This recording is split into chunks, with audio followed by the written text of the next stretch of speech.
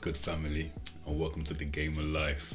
Now this episode is it's one that I'm finally glad to be doing, because to be fair, this is the last time I ever really want to do this, and especially with those two playing each other in the group stage of the Champions League, I thought it'd be a great time to just get this out there, put it to, well, this one-sided debate to bed. If you watch this video through to the end, I'm sure, no doubt, that you will have cause for pause and reason to maybe change your mind. And boy, only a fool never changes his mind. I feel the information that we're sharing in the Game of Life is so much bigger than just sports, so please like, share, subscribe, and comment, as I think this helps a lot with the algorithms, and will just help spread the reach of Game of Life in general. In this first part, we'll be looking at the Champions League outputs and obviously their results in it, and just pretty much showing how Ronaldo is not just separated himself from Messi, but he's separated himself from the pack. And this is why, in my opinion, undoubtedly, he's gone down as the greatest of his generation, if not the greatest ever. Now, I will prove this point without a shadow of a doubt, especially if you make it to the end of this video. I'm sure you'll be convinced. But me personally, when it comes to even beginning to even look at the two, just looking at sports in general, I've always preferred sports stars that had a wider range of skills as opposed to just necessarily efficiency. Now, a lot of players, or a lot of people in different sports, they play it safe, they do a lot of the basic things correctly, and they have a lot high efficiency rate. And that would just be in terms of output, in terms of the skills that they show in the sport. But in terms of actually winning, I think what defines the greatest winners at the highest sport is their proficiency or their wide range of skills. And I think a lot of people take efficiency as a greater measure than proficiency. Now, I don't like to put either one above the other, but ultimately I think in the greatest moments, the proficiency of the greatest actually rises, and they're actually able to do more in those moments, and then that leads to a more efficient outcome in the actual result, as opposed to little individual stats or opinions on the way or how they did it. Now, Messi fans, hear me out, because I know a lot of you guys have made up your mind. You made up your mind a long time ago, but I think I'll just give you two quick stats now. Like, for example, without a doubt, I think it's pretty much universally recognised that Messi is a better playmaker than Ronaldo. Then why in the Champions League has Ronaldo got, I think, 7 or 8 more assists than Messi? To me, this doesn't make sense. Or how does this even become possible if Messi is seen as this great playmaker, which he undoubtedly is? But I don't know, when I see stats like that, I'm thinking, I don't know, if Ronaldo's that bad or is not compare, why has he got better stats in that regard in the Champions League? Just one of those things that I just think, again, when we're actually judging it, an actual output and impact at the highest level, who's actually performing when it matters most? And then there's also the free kick stat. Someone come into the shop and they were telling me, Messi scored more free kicks than Ronaldo, and I was like, is that so? Well, I told them that's a lie. It isn't true. In fact, Ronaldo has more than him. This guy wanted to argue me, so I asked him, have you actually done any research? Like, do you know this? And he's like, of course, everybody knows this. I said, okay. I got up the stats real quick, googled it, wasn't very long. Ronaldo has more free kicks scored than Messi. But again, people just like to go with this feeling that they have, with this thing that makes sense to them based on what they've heard many times, rather than what is actually true and what they can actually prove. Everybody talks about the efficiency of Messi's free kicks as opposed to the lack of efficiency in Ronaldo's. But then I think when you look at the simple science, the more power you put on something, the less the accuracy. And we know Ronaldo takes shots from further out than Messi as well. So his efficiency is meant to be lower than Messi's, and it is. So then you think then that Messi would have scored more free kicks naturally, because he's taking easier free kicks and from a more efficient position. But this is not the case. Ronaldo has more. Now, I don't know how to equate or justify this, but if this really was the case that Messi's free kick taking was so amazing, why hasn't he scored more? That's just things to me that I just can't make sense of it. And with that being the case, I can't make a claim that this player is better than the next player whose numbers time and time again outdo his in areas where you'd think if this player was the greatest of all time, he should have numbers that far exceed Cristiano Ronaldo's for it to be such a cut and dry argument that so many of these Messi fanboys claim. It's funny because 5 years ago, all I ever heard from Messi fans was just they wanted to have this debate. But now Messi fans remind me of, you know, that one guy that has a girl, and then when they get with her, he's all over Instagram, he's posting, they're going to this place, going to this restaurant, you see them at Winter Wonderland, and then all of a sudden, you stop seeing these posts, and now you feel bad for actually bringing it up, like, oh, yo, bro, like, what happened with you? And that's why it's coming like with this Messi fans. It's like, I don't want to bring it up no more because to me it's just so one-sided. And all I hear from them, let's stop comparing. Can we just appreciate them both for what they're doing? And it's like, no, that is the very essence of sport, is to compare. We keep the score to compare who wins. Now, one of the most powerful and staggering stats for me in this Messi-Ronaldo debate has to be their goals in the quarter-final, semi-final and final of the Champions League.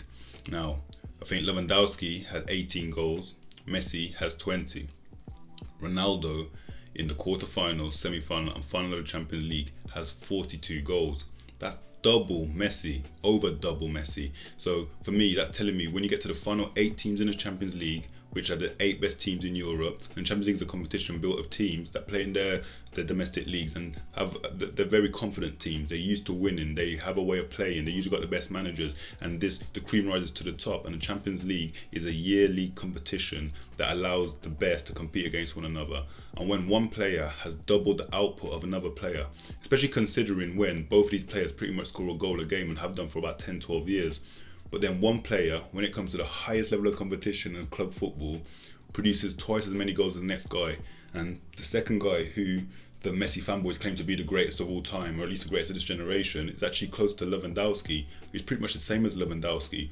To me, that is just a manifestation of the difference between these two guys' mental attitude to the game and what they're able to produce, because they're both very talented footballers. And when we look at this number, it's not like you can say, one player has a better team than the other. Messi has title winning teams. I think he's won at least 10 league titles in his 16 years at Barcelona that he's been like first team member. And it's like, every year your teams are able to beat these smaller teams. Messi's output against your Osasunas, your Levantes, it's great, goal a game. But when it comes to the top teams in Europe, what happens to his output? Can someone explain this to me? And then when you look at their favourite Champions League opponents, you look at Ronaldo's and then you look at Messi. Ronaldo's got your Bayern Munich's, your Dortmund's, Atletico Madrid's. Like, Messi's got your AC Milan's, your Arsenal's and whatnot. But when you look at the 4 teams other than Ajax they've both got in their team, it's like all of Ronaldo's team in the last 15 years have made it to a Champions League final. Ronaldo's goals against are not just against the smallest teams in the Champions League, they're actually against the best teams. And on top of this, in the Champions League, Cristiano Ronaldo actually top scored 6 years on the bounce. And in that 6 years, they won 4 Champions Leagues out of 5. Now, considering in the Champions League era, no one's actually won back to back. Cristiano Ronaldo's Real Madrid actually won 3 on the bounce and the 4 in 5 years. And he top scored in each of these campaigns. And in the year where Barcelona won in this sequence, the top scorers were actually Ronaldo with 10, Messi with 10, and Neymar with 10. And now, as we all know, Neymar played with Messi on that team. And I know in that Champions League final where Barcelona played Juventus in 2015 that Iniesta got man of the match. But we all know that it was Neymar. Well, we don't all know. In my opinion, Neymar was man of the match. And I think if anybody watched that game back, you'd see Neymar stood out highly. And again, the way in which Neymar played, his array of skills, his proficiency, as I keep talking about, just went up a level. And then some players can do this, while other players, when it comes to the bigger stages, just are not able to find the extra gear. And Messi, for me, time and time again, has shown me on the bigger stage that this is who he is. Someone that can't raise their level. For whatever reason this is, I don't know. But for me, again, it is a measure of his mental limitations. I'm genuinely tired of having this debate. Not only is it not only do I have sympathy for the Messi fans now, I'm just trying to save my own time and energy because it can be exhausting just proving what is fact. Now, I happen to play football on Sundays, and the older I've got, I actually qualified for veterans this year, but the older I've got, the actual further back I've actually played. And not only is that just down to me obviously just being a bit lazy, don't want to do as much running, I've realised the positions we play actually tell us certain things about our personalities. And one thing I found in sport is that there's a lot of guys that want to score goals, they want to do it in training and all the rest, but when it comes to a Sunday, they miss a chance. You tend to see people's real character and who really wants it. And I think it's a very special personality that goes time and time again. And I think who we score these goals against and when we score them tells a lot about a person. And when I think of this, I think of Lukaku and Kane. And it seems that Kane has a much better output against the bigger teams than Lukaku does. What we're going to see is there's a very similar occurrence happening with Ronaldo and Messi. It's funny now because before people used to talk about Messi won this many Ballon d'Ors, Champions Leagues, and now this ain't really an argument they can make anymore.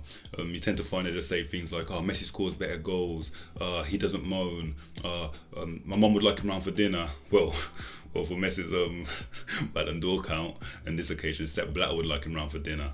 But it's embarrassing. That seems to be the criteria that people judge people by. So when we're talking about the GOAT, the greatest of all time, it has to be about what you can prove, because everyone can have their preferences. Again, I prefer the way this person plays, this person does this. When you're talking about the greatest, it has to come down to what you can prove. Because whether you're a player that your injury has been blighted by injury or whatnot, ultimately, if that is the case, you just cannot make a claim to being the greatest because you cannot prove it. You've not got a body of work to actually make your claim credible. Like I always say on this channel, facts and truth don't care about our feelings. Everyone's allowed an opinion, but not all opinions are equal. Another thing we hear all the time is, oh, Messi is the most complete player in the history of the game. And when I hear this, it baffles me, because I'm just thinking, complete surely means having the adequate, or having a wide range of skills, or having the appropriate skill set to complete a task. I don't think there's any denying who has a wider range of skills when it comes to football.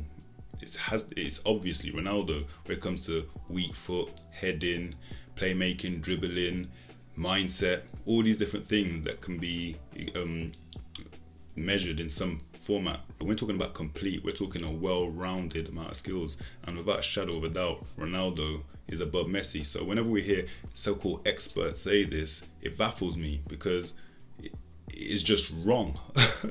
And a lot of the times the reason why they say that is they talk about, oh, the beautiful game, it's an art. Yes, it is a beautiful game, and yes, it can be artistic, but in art, that is just truly subjective. It's just what you think. When you look at a piece of art, I can think one thing, the next person can interpret it in another way.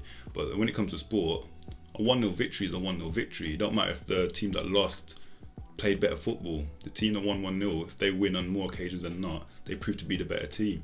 And that is just what counts. This is sport. This isn't art, fundamentally. This isn't anything else. This is a competition, and it has to be defined by metrics. I believe in the game of life and in sports. Whichever way you look at it, the mental side is fundamentally the most important part of the game, because everything that we do physically starts with a thought. Our thoughts become things. So I believe when we've put in the necessary practice, repetition, and training, what happens is we're able to reproduce these on the big stage when it matters most. But I think the fear of failure comes when we probably have not put in as much, and we do actually fear failing because we don't believe that we can actually do or produce the goods when it matters most, unfortunately. And that's how we define someone's mental strength. How often again they do produce when it matters most. I think one of the true signs of leadership is actually doing more than you expect from others, and we know this. We've heard the endless tales of Ronaldo's work ethic and what he shows, and every time on the pitch, Ronaldo's head never goes down. He drags his players up off the pitch. He puts in more work than anybody else. And this is my opinion, the countless amount of quotes that you've heard that have made Ronaldo's work ethic legendary, and I think that's the greatest way to lead, is to actually show others. And then this is shown on the pitch where Ronaldo, like you say, his body language and everything else never actually dips. You know what I mean? He whines, he has a baby face when things don't go his way, he misses a shot and that. But again, to me, that's just a desire the man wants to make in every moment of the game. But then on the other hand, we see time and time again Messi's head dropping, Messi walking, dragging his feet, not inspiring his teammates after a goal's gone in. And again, this shows and has an impact mentally, whether consciously or subconsciously, on Messi's teammates and Ronaldo's teammates. And we see this time and time again in the outcome of his teams when they dig themselves out of a hole and whatnot. This happens time and time again in the Champions League at the highest level, where there is nowhere to hide, and often Messi goes hiding. This has been proven most true in the last 5 years. When you actually look, since Xavi's retired, and I think that was the last time that Barcelona got to the Champions League. If you look at like the way Barca have fell out of the Champions League, I think they've had 4-0 loss, 3-0 loss, and then it culminated in an 8-2 loss to Bayern Munich recently, and they've had devastating defeats, and Messi has not scored a goal in any of these games. And it's just amazing to think a player that had such a reputation for being so great and showing up in the big stage has had such a decline in his output. And again, I think this comes down to this leadership that we're talking about. He's not been able to drag his team up to the levels that were once there. Now when you look at all these stats that just came up,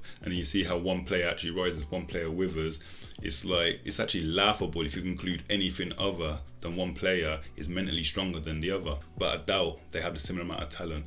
But there has to be something up here that changes, that stops them from having the same output, having the same influence. I don't know what to tell you.